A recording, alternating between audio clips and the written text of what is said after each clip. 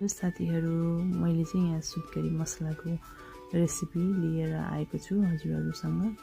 एउटा प्यानमा चाहिँ हिट गरेर त्यसमा सबै ड्राई इन्ग्रिडियन्ट्सहरू हाल्ने, ज्वानो, सेलाम, अनि त्यसै गरी मसँग छ यहाँ सम्पु अनि नेपाली सौँफ।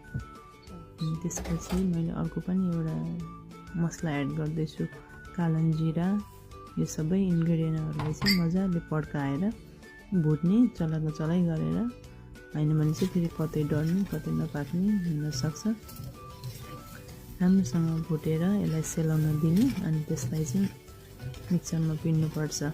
अनि अरू ड्राई नट्सहरूलाई चाहिँ मैले यहाँनिर यो एयर फ्रायरमा भुट्न गइरहेको छु। मलाई चाहिँ सबै सामानहरू घिउमा भुट्न खासै मन पर्दैन, चिल्लो हुन्छ अनि पिन्दा पनि ल्यास भएर राम्रोसँग पिन्दैन। कहिलेकाहीँ हजुरहरूलाई कतिको खस्रो मनपर्छ त्यस्तै गरेर नै भुट्न मिल्छ। मैले चाहिँ सनफ्लावर सिड पनि एड गरिसकेको छु, अब पम्किन सिड पनि हाल्छु। अनि यसलाई चाहिँ 8 to 10 मिनटसम्म एयर फ्रायरमा पकाउँछु, एकचोटि बिचमा चलाएर। यत्तिको गोल्डन ब्राउन हुन्छ, एकदमै मिठो क्रन्ची। अरू ड्राई स्न्याक्सको लागि पनि खाँदा राम्रो हुन्छ यो चाहिँ। अनि मैले चाहिँ त्यो भुटेर राखेको सानो मसलाहरूलाई चाहिँ अब पिन्न गइरहेको छु। अनि यता पनि पिनेर अब मसला रेडी भइसकेपछि अर्को यहाँ ताप्केमा चाहिँ पानी थोरै हालेर सखर अनि मिश्रीलाई चाहिँ पकाएर पातलो बनाउँछु। अनि त्यसलाई चाहिँ चिया छानेर मेरो यहाँ सुत्केरी मसलामा मिसाउन गइरहेको छु। यसले चाहिँ चिनीको सब्स्टिट्युटको काम गर्छ। मलाई चाहिँ यो सुत्केरी मसलामा चिनी हालेको खासै मन पर्दैन अनि राम्रो इफेक्टिभ पनि हुन्छ जस्तो लाग्दैन। त्यो पनि अब आफ्नो आफ्नो इच्छा हो होइन। मैले चाहिँ यो मिडियम हिटमा चाहिँ चलाइकन यसलाई पकाउँछु। एकछिन लाग्छ टाइम, 10-15 मिनटमा त रेडी भइहाल्छ।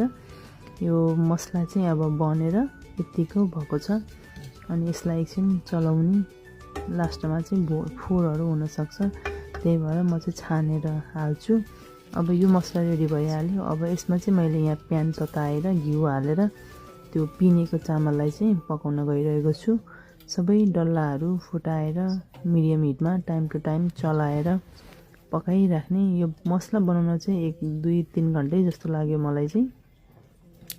अनि राम्रोसँग चलाएर पकाउने, डल्ला फुटाएर। अनि अब ड्राई इन्ग्रिडियन्टहरू चाहिँ बिस्तारै एड गर्नेछु।